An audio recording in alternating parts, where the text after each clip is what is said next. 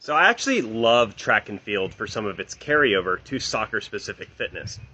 However, if you really knew more than me, you probably wouldn't be citing middle distance races like the 1500 meter, because soccer is much more related to the shorter sprinting events, the jumping events, and even some of the throwing events.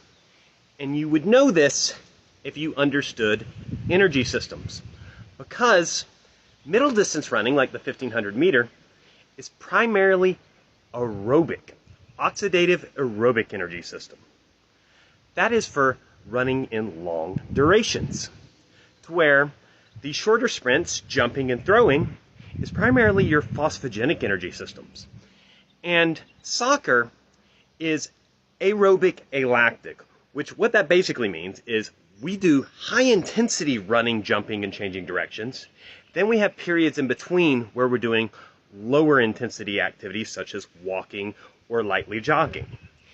And to make track events similar to the athletic demands in soccer, this is actually what we might do.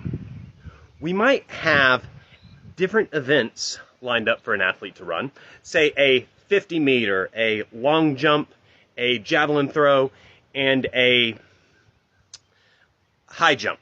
And we had them run that in a circuit, and they had to walk for 30 seconds to a minute in between each event to simulate your recovery in between. Because the aerobic part of soccer is actually your recovery in between higher intensity bouts of exercise.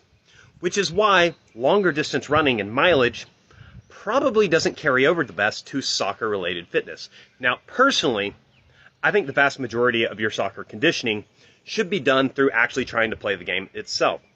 As Jose Mourinho said, you wouldn't have a world-class pianist run laps and do push-ups next to his piano, so why would you have professional soccer players run laps around the field and do push-ups instead of playing soccer? Now, that doesn't mean you can't do some conditioning for soccer, and even at times conditioning is good for soccer. But your conditioning should probably be much more related to high-intensity bouts of running, sprinting, jumping, and change of directions with incomplete recovery in between, because this would actually simulate the type of activities that you're doing in a soccer match.